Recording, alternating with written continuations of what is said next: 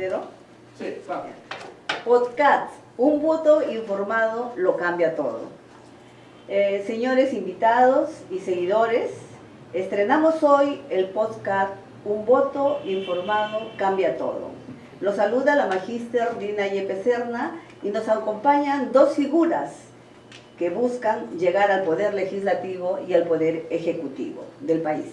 José Murgia Sagnier, candidato al Senado por la región La Libertad con el número 1 por el Partido Aprista Peruano. Y está en forma presencial el doctor Quique Valderrama, candidato a la presidencia de la República por el Partido Aprista Peruano, quien ingresará vía celular a partir de la 1 de la tarde. Desde hoy jueves 12 de febrero estaremos con ustedes en esta semana, el lunes y el jueves, hoy jueves y mañana viernes. Pero a partir de la próxima semana estaremos los días lunes, miércoles y viernes a la misma hora, 12:30. Porque consideramos que los electores no pueden votar por costumbre, sino por un voto informado. Por ello, el 12 de abril, antes de emitir el voto, infórmate, reflexiona y decide mejor. El público puede vernos a través de la página web de la revista VEA, revistavea.pe, a través del Facebook, Revista VEA, Trujillo, Cajamarca, Chimbote y Chiclayo, y a través de YouTube, con pruebas en la mano, CPM. Ahora presentamos a los candidatos. En primer lugar, ahora presentamos, Ahora presentamos a los candidatos. En primer lugar, hablamos de Peter Enrique Valderrama Peña. Esos son los dos nombres y los dos apellidos del candidato presidencial por el Partido Aprista Peruano. Él nació en Lima el 14 de abril de 1986. Es abogado, periodista y político peruano, miembro del Partido Aprista desde el 2010. Actualmente integra la Comisión Política Nacional del APRA desde julio del 2021 y es el candidato presidencial del partido para las elecciones generales de abril del 2026. Ha sido secretario del Comando Universitario Aprista en la Pontífica Universidad Católica del Perú. Culminó sus estudios de Derecho en la Universidad San Martín de Porres y es fundador del portal político Punto de Encuentro, además de columnista del diario Expreso. Es considerado una figura de renovación dentro del APRA y el 23 de julio del 2024 lanzó su precandidatura presidencial presentando un equipo técnico de 45 especialistas bajo la propuesta de una agenda social. Ahora vamos a la otra figura. José Murgia Sagnier nació el 11 de enero de 1937. Es ingeniero sanitario egresado de la UNI de Lima, con maestría en planificación urbana y regional en el Instituto de Tecnología de Georgia, Estados Unidos. Fue ministro de Transportes y Comunicaciones en los años 1985-1987, alcalde provincial de Trujillo por 5 periodos consecutivos, 1990-2006. Presidente regional de La Libertad por 2 periodos, 2006 y 2014. Durante su gestión municipal se aprobaron planes estratégicos urbanos que posesionaron a Trujillo como una ciudad planificada, además de múltiples obras emblemáticas realizadas no solo en la Municipalidad de Trujillo, sino también en el gobierno regional. Y creo que en el gobierno regional sobrepasó una cantidad muy buena de obras. Ahora lo dirá Pepe Murgia. Bueno, ahora pasamos a presentar a Pepe Murgia y invocándolo a que le dé un saludo a nuestros miles de seguidores que están en estos momentos por Facebook, están por YouTube y por nuestra página web. Bueno, mis primeras palabras son de felicitar a Dina Yepes por la inauguración de este medio de comunicación podcast, ¿no? Por el que le ha colocado un nombre muy adecuado para estas elecciones, que está relacionado a que el ciudadano debe de informarse para votar. Y proceso electoral que se avecina exige que los ciudadanos estudien bien algunas cosas, entre ellas que estudien el currículum de los candidatos, dos, que estudien los planes de gobierno de cada institución, pero yo recomendaría adicionalmente que aprendan en forma sencilla cómo es la cédula de votar. Hoy día en la mañana ha sido el sorteo del lugar que ocupará cada partido en la cédula de votación, que es un documento de 40 centímetros de ancho y 40 centímetros de largo. ¿Qué número le tocó a Lapra? Y van a participar como 38 partidos políticos. A Lapra le ha tocado el número 32. Entonces es facilísimo para los que quieren votar por las estrellas. Hay que mirar la parte final de la cédula y ahí las estrellas con toda seguridad los van a iluminar. Ah, qué bueno, ingeniero. Bueno, vamos a la primera pregunta, ingeniero. Por ejemplo, ¿qué hecho marcó su decisión de postular en este proceso?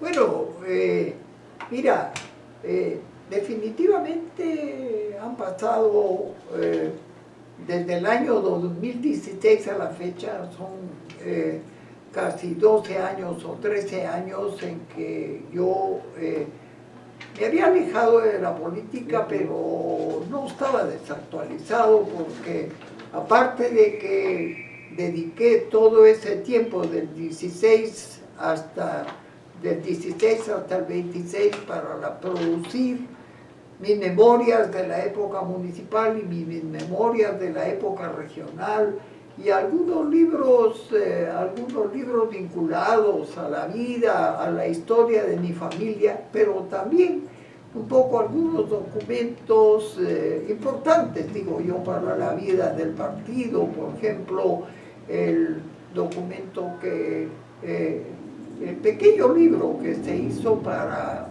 que quede registrado todo el proceso que el partido aprista siguió para la compra del local de la calle Pizarro, y después la historia de la tumba de Aya de la Torre, de los 9 días que duró justamente desde el momento en que fallece Aya de la Torre, y todo el proceso y los que participaron en la construcción de la tumba hasta que fue enterrado Aya de la Torre allí multitudinariamente.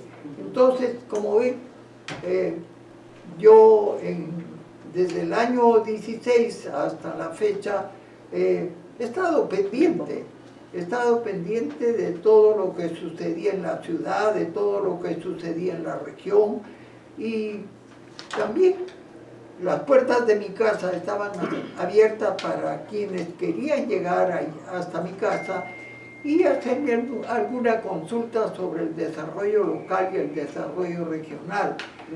En estas circunstancias, en esos 10 años, ¿qué ha pasado en la política peruana? Podríamos resumir que hemos tenido las últimas 2 décadas, son décadas para el olvido, porque el Parlamento sencillamente no se dedicó a gobernar en favor de las grandes mayorías, sino que el Parlamento cada vez fue capturado por intereses particulares, ¿no? Principalmente vinculados a los intereses de la docencia universitaria y el desarrollo universitario.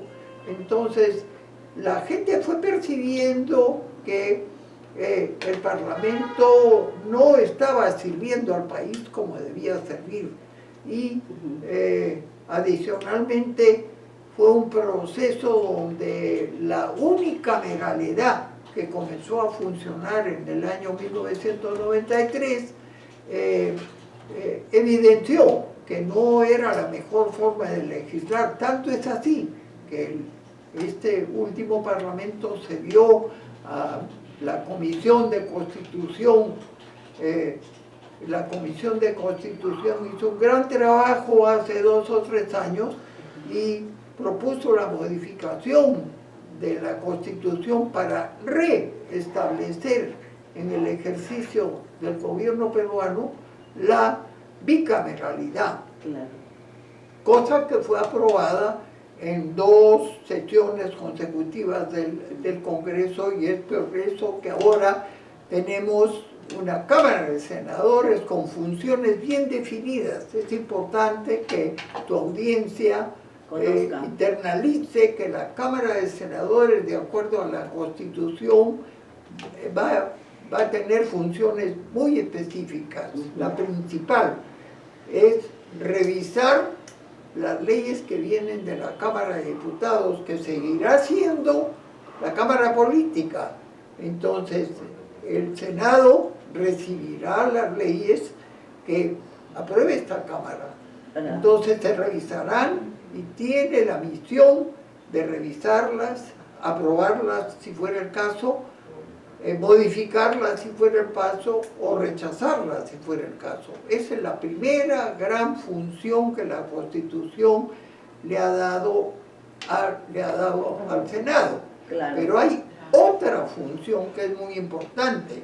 Recordarán ustedes que la unicameralidad, por razones de tipo políticos, dejaba pasar los tiempos del nombramiento del Tribunal Constitucional o de la Junta Nacional de Justicia, ¿no? Entonces, la otra función que le ha dado la Constitución al Senado es encargarle el nombramiento de los miembros de los directorios de las instituciones que coadyuvan al funcionamiento del Estado peruano.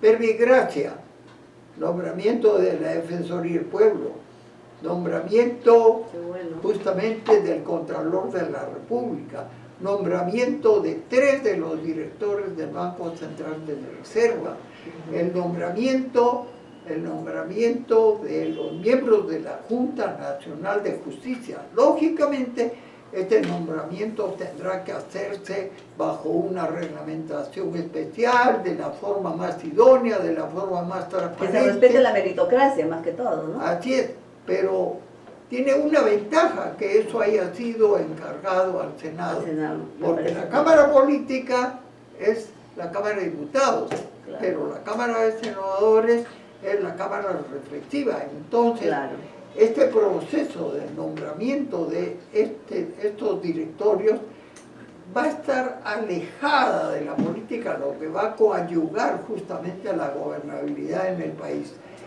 Pero la mejor evidencia, ingeniero, que... En esas circunstancias, y se ha hecho un preámbulo muy grande, muy largo, pero vale la pena. En esas circunstancias ha sido que yo hice la siguiente reflexión.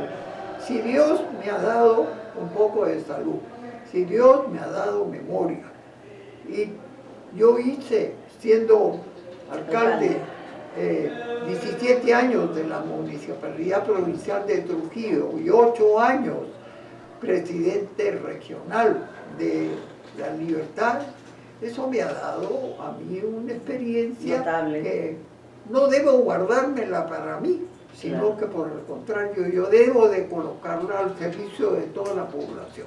Claro, y esperamos, como usted mismo lo dice, que el mismo título que hemos puesto en el podcast, un voto informado lo cambia todo, porque realmente con un congreso que tenemos ahorita, ahorita creo que están en el 5% de aprobación, o sea, tienen el 95% de desaprobación, no se puede esperar mucho. Por eso que es necesario que la gente se informe bien y vote realmente como queremos. Elijamos a personas honestas, elijamos a personas transparentes y sobre todo que tengan experiencia, porque creo que la experiencia vale mucho. Ingeniero, quisiera preguntarle también qué es lo que siente usted cuando recorre todos los pueblos, después de cuánto tiempo de haber hecho política, cuando fue candidato a alcalde, cuando fue candidato al gobierno regional y después ha dejado varios años. ¿Qué siente usted? ¿Cómo ve el afecto de la población a su persona? Bueno, una satisfacción enorme, ¿no? Si bien es cierto, yo me alejé de la actividad política a partir del año 2015, ¿no? Pero estos 10, 12 años que he estado alejado, yo he mantenido cierta comunicación, pero he comprobado que el ejercicio de ser alcalde, el ejercicio de ser presidente regional, que son los que se denominan gobiernos locales, a mí me dio la oportunidad de tener contacto con la población y he comprobado que mi política de hacer contacto con la población, hacer una política de puertas abiertas. ¿Por qué? Porque yo siempre asumí una lección de Aya de la Torre. Aya de la Torre decía de que la campaña electoral está muy bien. En la campaña electoral tenemos adversarios, ¿no? Pero terminada la campaña electoral, el que sale elegido autoridad es autoridad de todos. Vale decir, de los que votaron por ti, de los que no votaron por ti. Entonces yo sí asumí la obligación de atender a todo el mundo, independientemente de su color político, ¿no? Atenderlos en sus necesidades, las instituciones, los clubes de madres, los grupos de progreso que se formaban. Ingeniero, ¿y podría más o menos enfatizar, por ejemplo, cuántas obras realizó usted en el gobierno regional? Porque yo recuerdo que sacó un libro. Justamente yo decía, les hacía mención de que he hecho una memoria de todo el trabajo que he hecho en el gobierno regional. Yo he llegado a contabilizar una por una 441 obras y las he seleccionado provincia por provincia, porque cuando entré al gobierno regional yo tuve una política que creo que es la que se debe seguir. La costa, los desarrollos que hay en la costa, o todos los costeños, porque ahora el 70% de peruanos viven en la costa, pero todos los costeños tienen que pagarle la deuda de desarrollo a los pueblos andinos. Los pueblos andinos están justamente reclamando mejores establecimientos de salud, están reclamando mejores establecimientos de educación, están reclamando carreteras. Y aquí quiero hacer una aclaración. Estamos hablando de políticas. Yo no estoy ofreciendo una carretera para la tierra, no, porque un senador no puede ofrecer obras. Un senador, de acuerdo a los reglamentos que manda la Constitución, no tiene iniciativa parlamentaria. Pero claro, usted no puede ofrecer, pero sí puede ofrecer su candidato presidencial, ¿no? Pero lógicamente, y esto es lo que me ha faltado complementar en la respuesta.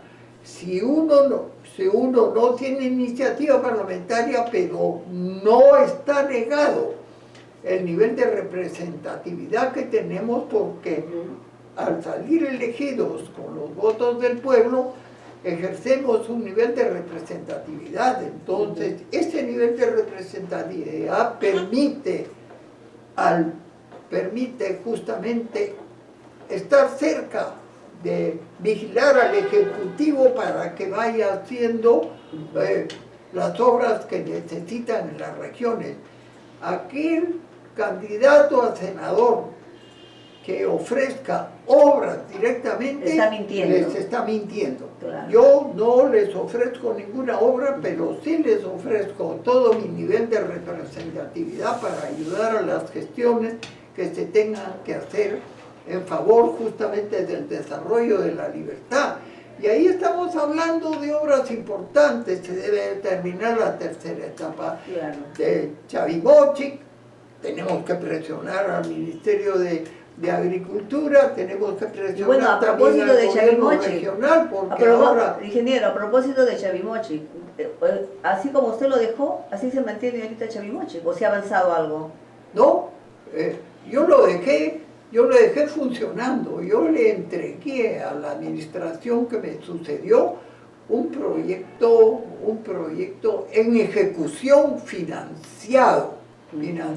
Yo entregué la administración del gobierno regional justamente el 31 de diciembre del año 14 y Chavimochic se paralizó en el año 16, no en las manos de la representada por José Murgia, ¿no? Sino que se paralizó en las manos de la administración pública que estuvo en manos de APP en aquel entonces. Claro, decía esa pregunta porque realmente... Pero esa historia ya ha tenido su final con el arbitraje que aprobó los árbitros de las Naciones Unidas, y esto es una aclaración a mi criterio importante. El arbitraje, los constructores, ¿no?, en los cuales estaba el grupo Odebrecht, los constructores quisieron echarle la culpa al gobierno regional del retraso de la entrega de terrenos. ¿Qué cosa dijeron los árbitros? El gobierno regional ha actuado bien, el gobierno regional ha utilizado las cláusulas de ampliación de plazas. Los que han actuado mal porque no concretaron el cierre financiero fueron los constructores. Y como resultado de esta decisión de los árbitros le encargan justamente... Ingeniero, un momentito que ya estamos con el candidato presidencial, el señor Quique Valderrama. Pero muchas gracias por contestarnos. En estos momentos justo estamos acá con el candidato también al Senado de la República, el ingeniero José Murgia Sánchez, y queríamos también hacerle algunas preguntas al doctor Valderrama, sobre todo en el sentido de que, por ejemplo, queríamos conocer qué hecho marcó su decisión de postular a la presidencia de la República. Esa audiencia a Avena y evidentemente a mi querido compañero hermano mayor, don Pepe Murgia, que sin duda va a sacar la votación más alta al Senado regional, él va a ganar por la libertad de convicción. Claro. Entendí que la política necesitaba un recambio de ideas y también un importante refresco generacional. Y ese refresco tenía que venir de la mano también de compañeros con experiencia. Por lo tanto, ¿hola? ¿Sí? Hola. Parece que se corta un poquito. Sí, ahora sí. Ahora sí. Decía, construimos un equipo intergeneracional para presentarnos en la interna, porque creemos que necesita renovar la política, porque creemos que definitivamente ideas frente al país. Esas ideas tienen que ver con la lucha contra la corrupción, con la lucha contra la inseguridad, con la reforma importante del respeto agrario que se falta en las regiones del norte y del sur del país. Y por eso se comprometió. Creo que con este equipo mensaje vamos a obtener un gran resultado. Dígame, candidato, ¿qué lo diferencia del resto de candidatos a usted, considerando que viene recorriendo una serie de lugares y vemos de que ahora ya aparecen las encuestas? La diferencia es fundamentalmente que soy el candidato más joven de la elección, pero representando al partido más activo y de mayor tradición en esta elección. Por lo tanto, representamos el mix perfecto entre experiencia institucional y un cambio internacional que la política requiere. Y eso se ve graficado económicamente en el hecho de estar en una gran plataforma en común con Pepe Murgia, a quien saludo nuevamente, en donde combinamos nuestras ideas, pero con la experiencia que tiene el ingeniero Murgia y otros distinguidos compañeros, no solamente candidatos a nivel nacional, sino dirigentes, como Julio César Torres de la Libertad, por ejemplo, que estamos construyendo una propuesta de cambio. La propuesta de cambio tiene que ver, por ejemplo, con un plan concreto para el segundo. Es mejor equipo de seguridad, el mejor plan y el mejor equipo de transporte. Estamos proponiendo hacer una línea de metro en Trujillo, que la vamos a hacer de la mano del ingeniero Murcia, que además, recuerde usted que ha sido ministro de Transportes también. Así es, y también ha sido 5 veces alcalde y 2 veces presidente del gobierno regional. Y usted sabe que cuenta ahí para tu inmensa audiencia una anécdota muy simpática. El sexto de primaria, mi promoción de primaria la hice en la escuela parroquial del Buen Pastor, del Porvenir. Eso me estaba comentando Pepe Murcia, y muy bien. Y el padrino de mi promoción de sexto de primaria de la escuela parroquial del Porvenir fue el ingeniero Pepe Murcia. Está que escucha, claro. Así es. Quique, que quería preguntar también, por ejemplo, según los recorridos que viene haciendo por diferentes puntos del país, quisiera conocer, por ejemplo, cuál es el principal problema que ha observado en estos momentos. No, definitivamente la inseguridad ciudadana es lo que estructura todo. Y la corrupción. Vamos a hacer un gobierno de la APRA que sea firme contra la inseguridad y contra la corrupción. Por eso que, claro, acá, para que lo escuchen todos los truquillanos, los liberteños, en el gobierno del APRA, todo aquel juez, policía, fiscal o militar que se coluda con los criminales, le vamos a aplicar la cadena perpetua. Qué bueno. Es saludable eso, ¿ah? Es muy bueno. Vamos a salir del sistema interamericano de derechos humanos, cosas que no van a solucionar nada. Cadena perpetua para los malos policías, los malos jueces, los malos fiscales. En ese contexto, En ese contexto, Quique, ¿cuál sería su primera medida si llega a ser presidente de la República? Presentar 2 paquetes legislativos. El primer paquete legislativo con el mensaje del Ministerio de las publicaciones que va a presentar el mismo día el mensaje presidencial. Y el segundo paquete, el mismo día también, de formalización de la pequeña minería, para ponerle fin y formalizar a la pequeña minería y seguir a la minería ilegal. Todo el año lo está haciendo. Tenemos un inmenso problema activo de empatar. Yo declaro acá el gran responsable de la inseguridad de la libertad en toda parte del Perú, que el tema del empatar está activo, como el es el señor Acuña, que es el cáncer de la política nacional y del norte del país. Vamos a llegar a ministro de Público para solucionar el problema, para solucionar la inseguridad y para la formalización de la pequeña minería. Otra preguntita, por ejemplo, otras fortalezas que tiene nuestro país es salud y educación. Por ejemplo, en salud y educación, ¿qué plantearía usted considerando que el Perú invierte en estos momentos solo el 5% del PBI? Sí, definitivamente. Mira, nosotros estamos en el tema de educación planteando que tiene que haber un enfoque presupuestal de todas maneras. Tenemos que pasar del 5,1 y llevarlo al 7% en materia educativa. Es algo fundamental. Países emergentes del Asia incluso lo tienen en el 12, en 14%.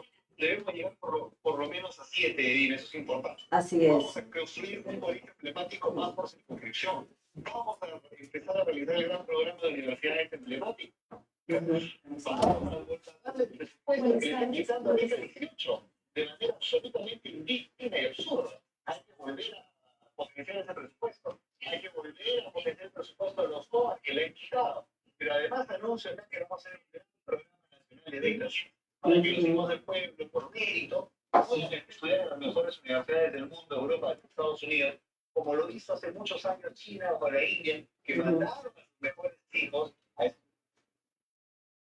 Claro.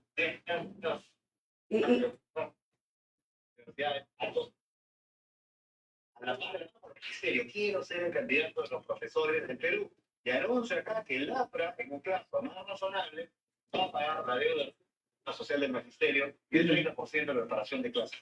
Muy bien, me parece. Otra cosita, por ejemplo, en torno a lo que es educación, los resultados en comprensión lectora y matemáticas siguen siendo bajos y la brecha rural-urbana persiste, ¿no? ¿Qué reforma concreta propone en formación docente, evaluación, gestión escolar? Y considerando también la meritocracia, ¿no? Yo recuerdo también que en la época del presidente Alan García se evaluó a los profesores porque nos querían contar realmente con docentes capaces, docentes que tengan pues esta experiencia y sobre todo que tengan meritocracia. ¿Usted va a aplicar eso también? con toda seguridad, mira, nosotros vamos a trabajar de la mano de los padres de familia para el mantenimiento de la infraestructura educativa con grupos ejecutores, vamos a volver a hacerlo, se dejó de hacer, y vamos a trabajar de la mano con los profesores, no contra los profesores, pero a cambio de mejorar sus condiciones en términos remunerativos, en términos de deuda social, naturalmente la exigencia va a tener que ser capacitación y meritocracia, como lo supimos hacer en el pasado. Naturalmente tenemos que llegar con una oferta concreta en los lugares alejados. Hay un problema porque el tema de la vida relacionado y se relaciona con la inseguridad también. Hay millones de jóvenes que tienen menos de 20 años que no han terminado la secundaria. La deserción escolar ha empezado a ser crítica en este país. Por lo tanto, además de todo eso, va a ser un gran programa para que los jóvenes puedan terminar el colegio, puedan tener certificaciones sobre eso y puedan tener sin duda acceso a un programa de primer empleo. Eso va a ser fundamental también. El enfoque educativo del gobierno es importante. Así es. Bueno, Quique, otra de los problemas también que acarrea nuestro país es la economía y el trabajo. Perú enfrenta un bajo crecimiento potencial, una caída de inversión privada y más del 70% de informalidad laboral. ¿Cuál es su diagnóstico técnico y qué reformas estructurales implementará en los primeros 2 años para elevar el crecimiento y formalizar el empleo? Cosas ahí a la vez, ¿no? Sí. Hemos presentado un shock de acción económica y popular ahora la generación de 3,5 millones de puestos de trabajo en los próximos 5 años. Eso tiene que ver con algunas cuestiones. La primera es conectar al Perú más con el mundo. Cuando nosotros llegamos en 2006 encontramos un TLC firmado y no consolidado. Nosotros lo consolidamos, pero además sumamos 15 TLCs adicionales. Hoy hay que seguir conectando al Perú con el mundo. Hay que consolidar el TLC con la India, hay que acercarnos también a Indonesia, hay que conectarnos al Perú con el mundo, en primer lugar. En segundo lugar, tenemos que darle un impulso importante a las actividades que nos pueden hacer jalar el PDI fuerte. Me refiero a la gran minería, millones de dólares de inversiones paralizadas. Vamos a desburocratizar ampliaciones, pero además vamos a dar la posibilidad de una reconfiguración cercana para la gran minería moderna para evitar las tiene inversión. Yeah. Y eso significa un 15 o 20% de este cambio de una asignación de dinero directo a la gente para el agrícola de 250.000 hectáreas para la agroexportación, a 500.000 hectáreas para esta misma agroexportación. Ahí nada más estamos hablando de 800.000 puestos de trabajo adicionales, los cuales generaremos, pero también naturalmente estaremos hablando de las demandas laborales del sector de la agroexportación, sin duda, porque los jornales tienen que mejorar y las condiciones laborales también, a cambio de que la inversión pueda seguir avanzando de manera potente. Además de eso, vamos a instaurar un programa nacional de garantías para la aplicación de crédito popular, ya que el crédito actualmente para los sectores productivos es extremadamente caro. Créditos para los pequeños comerciantes, para formalizar a los emprendedores a cambio de crédito y periodos de gracia, para los pescadores artesanales, para que puedan realizar proyectos de agricultura, a los productores del campo, a los esquemas populares de construcción, la vivienda social de manera importante, a los transportistas para la renovación de sus flotas. En fin, vamos a dinamizar la economía desde el punto macro con la agroexportación, la minería, el gran turismo, pero también, lógicamente, en la pequeña economía, la economía productiva, con los comerciantes, los sectores, los artesanales, los pequeños productores del campo, obviamente los transportistas y otros sectores productivos también. Todo este combo, más los grandes proyectos de infraestructura, el tren de la costa en 5 fases que vamos a hacer, la línea 3 y 4 del metro de Lima, el metro de Trujillo, el metro de Piura, el metro en Arequipa, para significar un shock de inversión sumamente potente en el país, el gran programa nacional de cistas y veredas que vamos a realizar. Todo eso va a impactar para que la economía crezca, no en 2.8, no en 3.1, sino esperamos al final del gobierno crecer al 7%. Doctor Valderrama, en torno, por ejemplo, ¿a qué lectura usted le tiene de la actual crisis que en estos momentos viene viviendo el presidente actual de la República, el doctor Heli?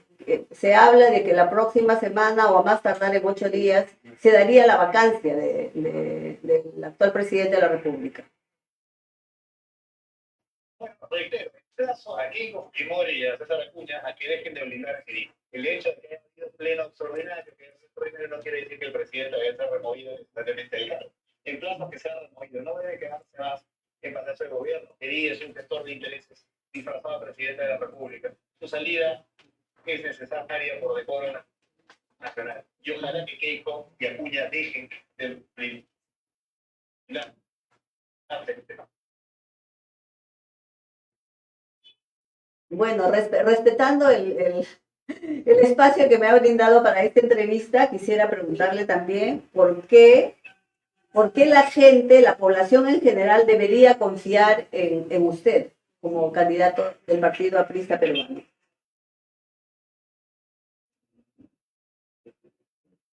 Se corta. ¿Hola? Aló, repita la pregunta. Ya. Le decía que por qué la gente debería confiar en usted en estas próximas elecciones del 12 de abril. Primero, porque somos representantes mejor.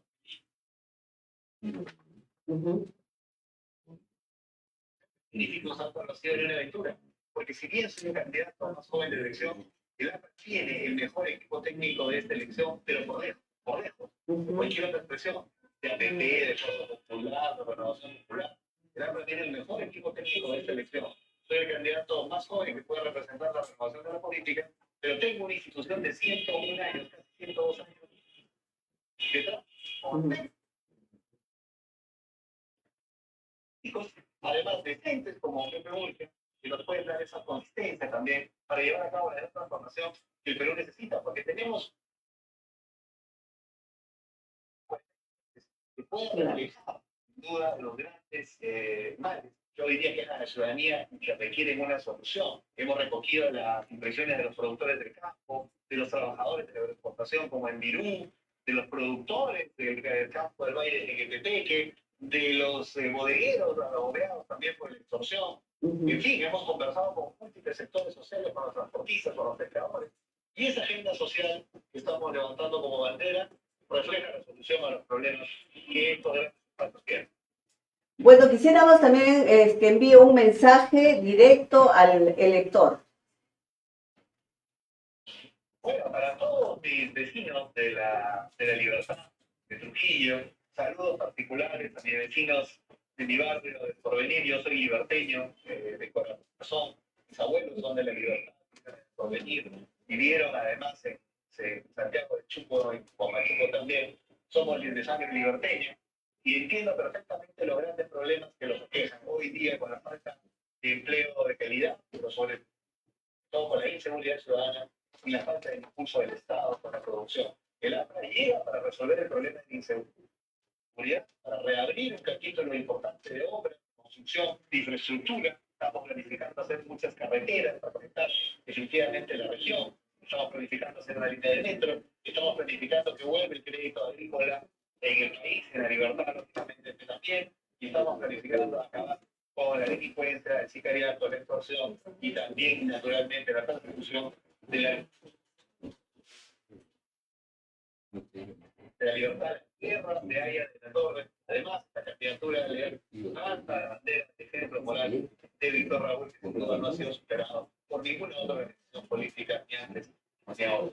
Muchísimas gracias. Un saludo muy afectuoso a mi querido compañero Pepe Murcia. Muchas gracias también, Quique, por dar una luz sobre lo que hará de ser elegido presidente de la República. Creo que Pepe Murcia le quiere decir algo.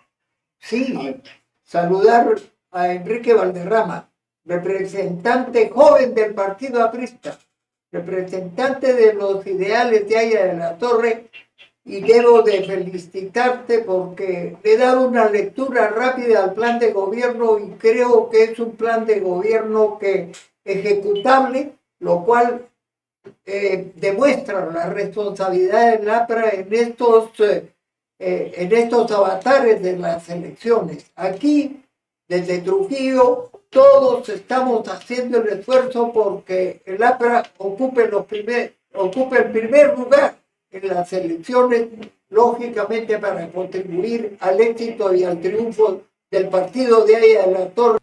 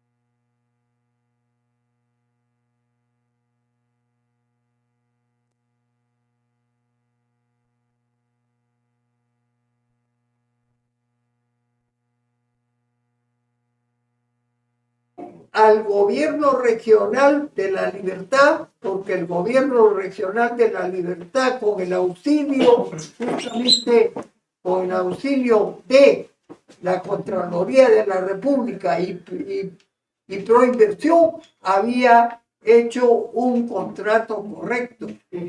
Y al darle la razón al gobierno regional, los árbitros le dijeron al Estado peruano, en base a ese contrato que firmó el gobierno, cóbrenle la carta fianza hasta por 25 millones de soles. Es algo que nunca se ha dicho. Gracias al contrato firmado por José Murcia y firmado en representación del APRA con relación al proyecto Chaimochín, la empresa Odebrecht tuvo que pagar 25 millones de dólares por no haber cumplido con las disposiciones del contrato.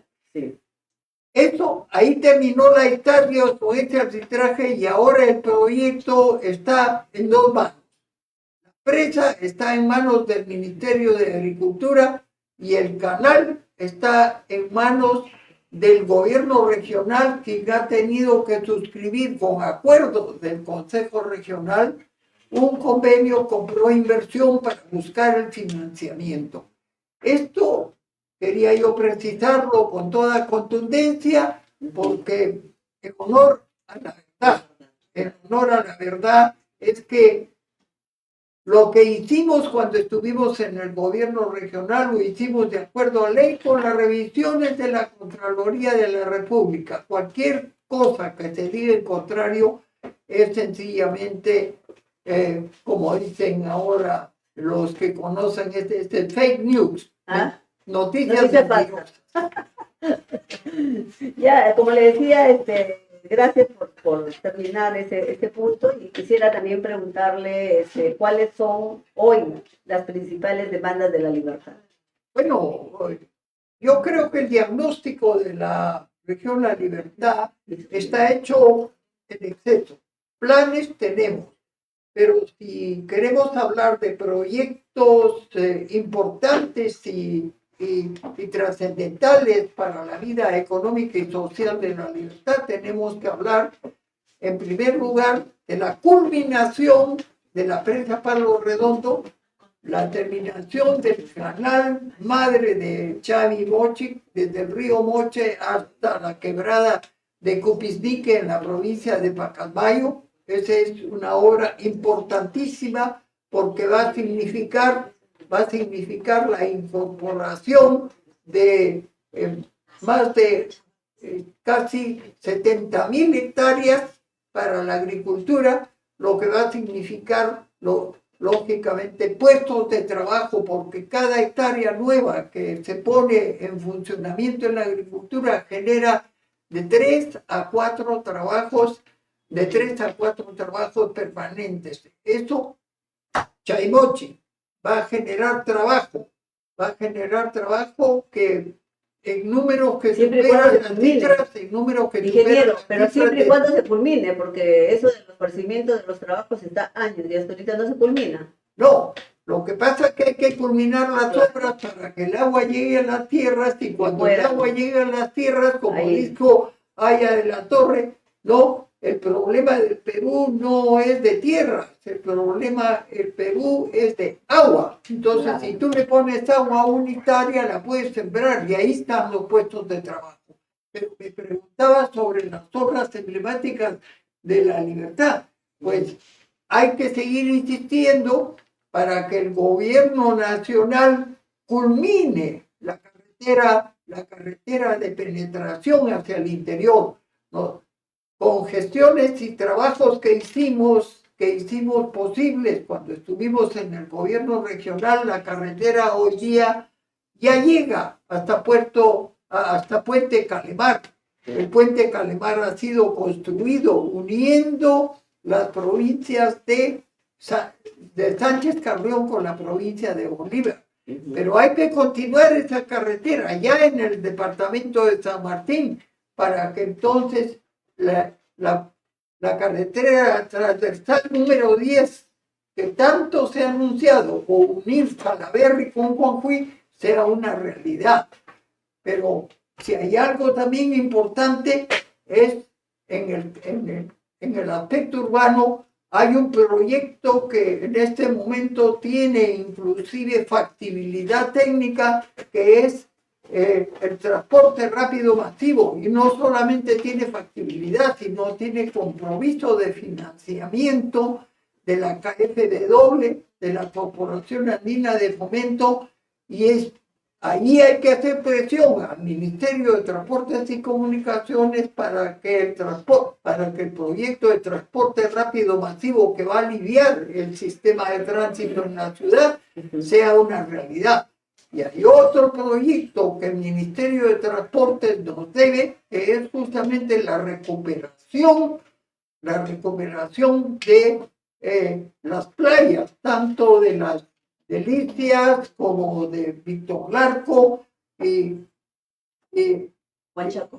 ¿por qué? Porque existen los expedientes técnicos, han sido licitados 2 o 3 veces, parecería que lo que se tienen que hacer es reajuste de precios, porque habiéndose licitado esa obra, durante 3 veces ha sido declarada desierta por el Ministerio de Transportes. Entonces, debemos de hacer la presión necesaria para que el estudio sea más fino y la licitación sea un éxito.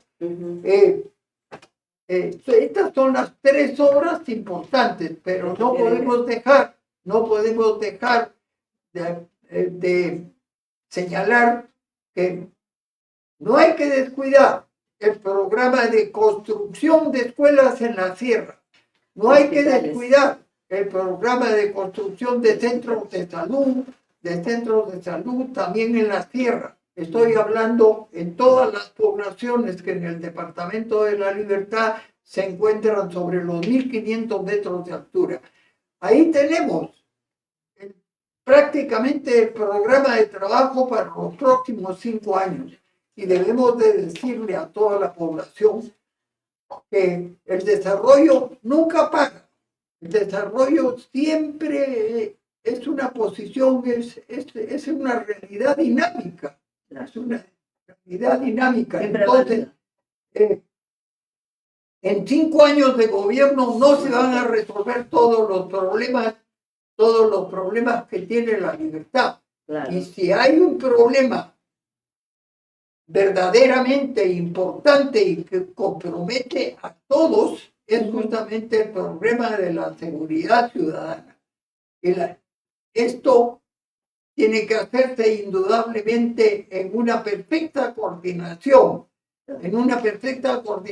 con el Ministerio del Interior. A mí me gusta decir que la delincuencia le ha declarado la guerra al Perú. Si la delincuencia le ha declarado la guerra al Perú, el Perú en su conjunto, unido, su aparato gubernamental, su comunidad organizada, tiene que presentar un frente común a la delincuencia para derrotar a esta lacra que se nos ha presentado en los últimos 20 años. Ya, ingeniero, muchas gracias. Quisiéramos ahora su mensaje directo al elector. Quiero recoger las palabras de Quique Valderrama, ¿no? Pertenecemos a un partido centenario, hemos presentado un plan de gobierno factible, serio, al alcance de los niveles presupuestales que tiene el país, y lógicamente la comunidad en este proceso de internalizar. ¿Por qué votar? Pues sencillamente tenemos que decirle que en el APRA, como bien ha dicho el candidato Valderrama, pues en el APRA tienen el mejor equipo técnico y tenemos la experiencia de gobierno que se adquirió durante el segundo gobierno, durante el exitoso gobierno de Alan García, entre los años 2006 y 2011. Creemos y estamos seguros de que no solamente estamos seguros, sino que le decimos a la población que hemos gobernado que sabemos gobernar bien y que siempre nos guían los lineamientos de ella de la Torre de buscar justamente para el Perú el desarrollo en democracia, pero con justicia social. Muchísimas gracias, ingeniero, realmente por dar una luz sobre lo que hará, bueno, de ser elegido senador de la República y que vemos pues que tiene un amplio respaldo, ¿no? También quiero agradecer al productor Sergio Ravelo, al igual que al asistente de producción María Sotero. Y asimismo invito a todos los seguidores del podcast a conocer a los candidatos los días lunes, miércoles y viernes, desde el mediodía. Y recuerden que un voto informado lo cambia todo. Hasta mañana. Bonito.